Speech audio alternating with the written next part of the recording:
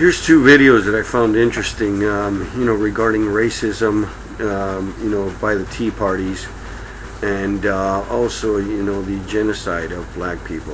I think we're all human beings, and I think this bullshit's wrong. They're just trying to divide people who really care for liberty.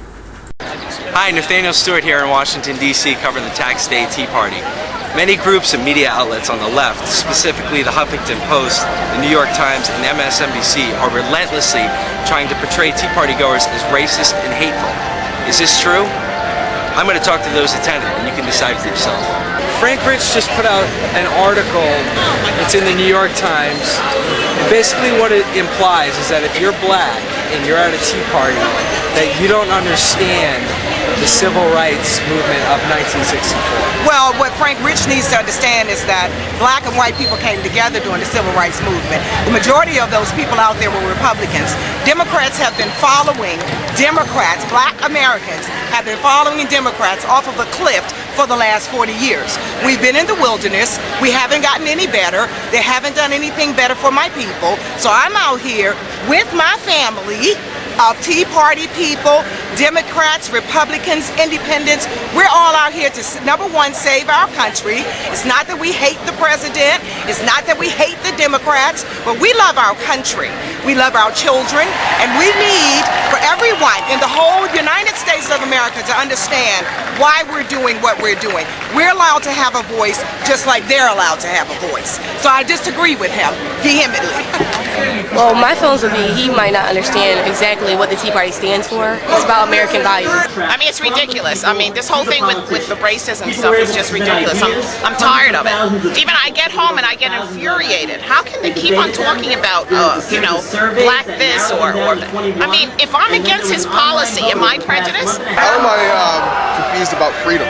And I don't understand. MSNBC has been reporting that black conservatives have been called Oreos, traitors, and Uncle Tom by other blacks. What's your feelings on that? Well, I really have no feelings about that. MSNBC, number one, if we're talking about Olbermann, Keith Olbermann is not a black person. I am not an Oreo. I am a very aggressive, assertive, professional black woman. I'm intelligent. I have children, grandparents, and so that doesn't matter to me. We have always had, I would say, interracial differences, even within my own people. But the truth be told is that that's simply not true. I say that's the oldest tactic in the world, race baiting, trying to pit us against each other. The circles that I travel in include black people, white people, but specifically black people that believe in truth, that believe in the same freedoms that I believe in. They just don't choose to show that on television. They choose to show all those people that agree with their standpoint or their opinion. They can call us whatever we like, but we're educated, we know the Constitution, we know what the truth is, and more importantly, we know what freedom is. Well, I've heard that too, and Chris Matthews says these Tea Parties are monochromatic. I like to call Chris Matthews out on that. He doesn't know what he's talking about. Again, if anyone wants to call someone an Uncle Tom, first read the book. Uncle Tom was a heroic figure. Uncle Tom stood up against the Democrat Simon Legree, who wanted to enslave those people. He stood up and he fought, and he was willing to die for freedom. So anyone who wants to call me or any other African American an Uncle Tom doesn't know what they're talking about, because you don't know what an Uncle Tom is. You're a Sambo, you're a Quimbo, you're working for the Democrats. That's the party of slavery, and you're continuing the enslavement of our people. Keith Olbermann says that Tea Party goers are scared of the president because he's black. Are you scared of the president because he's black? I'm scared of the president because he's white. What does Keith Olbermann have to say about that? I'm afraid that he's continuing Bush administration in the same legislation that Bush proposed. I'm afraid that he's not held up to his end of the bargain. Nobody is afraid of the president, for any reason. The color of his skin is not a reason for people to fear him. What we fear is loss of liberty. What we fear is our rights being taken away. If he's coming on into the White House with a progressive agenda, trying to push socialism on us, that is taking away our freedom and eliminating what the United United States were founded on. I say that they miss out on the fact that he's also half white. His color's got nothing to do with it. Again, people see their freedoms being lost, and if they're afraid of anything, that's what it is. Doesn't matter what color he is. I know that people of all different races and backgrounds support him. We just happen to have a different opinion. And again, I'm not affiliated with the Tea Party, but I believe the people out here believe the same thing that I do.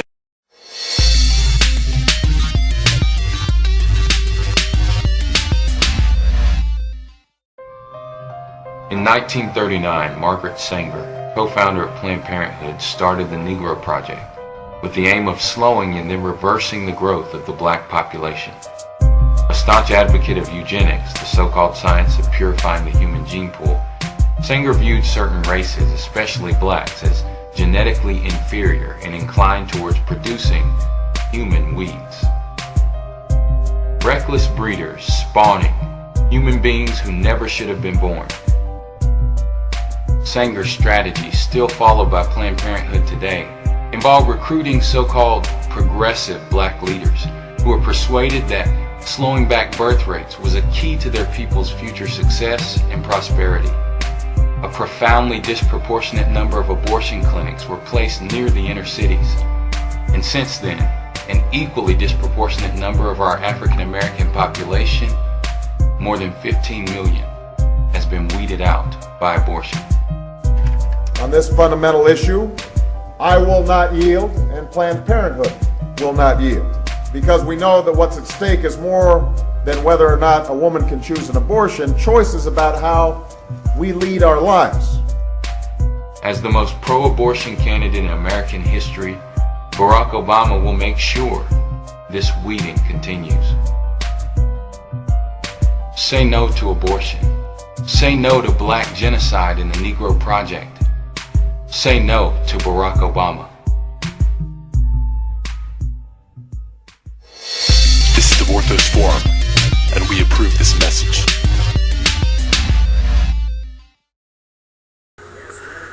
Well, there you have it. Don't let the globalist or New World Order, divide those who want freedom. It doesn't matter what race you are.